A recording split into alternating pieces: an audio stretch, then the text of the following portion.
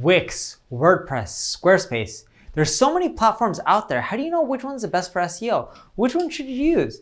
WordPress is free, Wix costs money, Squarespace is also out there. There's just so many options. How do you know which ones to choose when they're all really popular?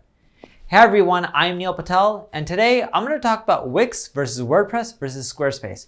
Which one is the best for SEO?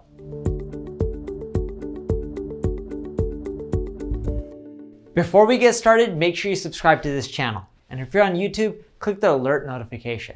Before we dive into each of the platforms, let's go over some basic stats that I got from BuiltWith.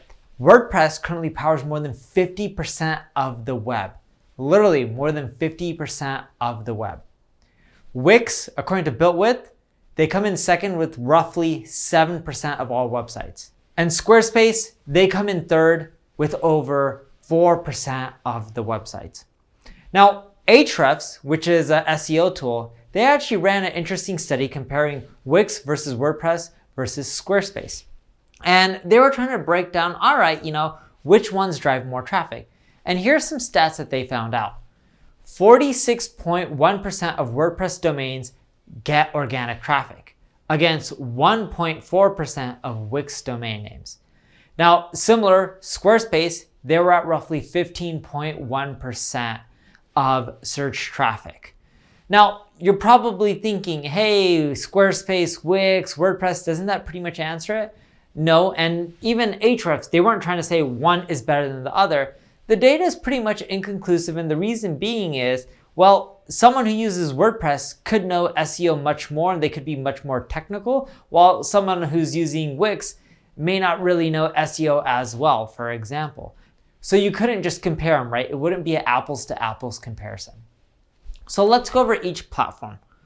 WordPress, it's the most popular one.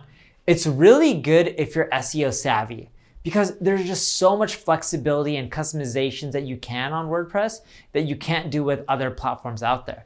The cool part about WordPress is it's simple, in which you just add in plugins. No matter what you want, there's probably a plugin that solves the problem for you. So some pros. It has a comprehensive list of advanced plugins, from the Yoast SEO plugin to the all-in-one SEO pack to broken link checker. It pretty much has plugins that any SEO would need. Support is easy to find because there's so many people who use WordPress. There's support forums, there's videos online. You can find tons of answers even on YouTube, even on Q&A sites like Quora. They also offer templates, so you can have a website that is already optimized for mobile speed versus one that isn't optimized for mobile speed. And now let's get into some cons. If you download too many plugins, one, it could affect your site speed, but two, if they're not all compatible, your site can break as well. You don't necessarily need any technical skill set, but it isn't as simple as drag and dropping compared to some of the other platforms. So in other words, if you want to customize the experience, a little here, a little there, you do need to know some code or you need to hire someone to help you out. Now the second platform, Wix, if SEO isn't your priority and you just want something that's simple, easy to use, like an easy to use CMS, then it's a great solution for you. Now some pros of Wix, it includes an SEO wizard that optimizes your site automatically. That makes it really easy if you have a new website. It also includes AMP pages. AMP is Google's framework that helps web pages, specifically mobile ones, load faster. Now some cons of Wix. The first big con is there's not too much customization of metadata, titles, or URLs. Another big one is a lot of times it takes your site a little bit longer to get indexed, and the reason being is some of the Wix-based sites, they use a lot of Ajax, which causes some slowdown.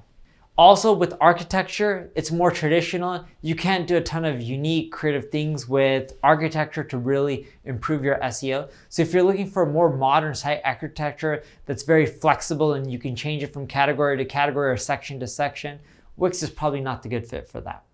Now the third platform, Squarespace. It's good for small, simple sites that don't require anyone to know much about SEO. Some pros, the site offers really pretty designs, and of course, they also have some nice site architecture built in. They also allow for custom title tag and metadata, which is great, and it supports functions like XML sitemaps, robots.txt.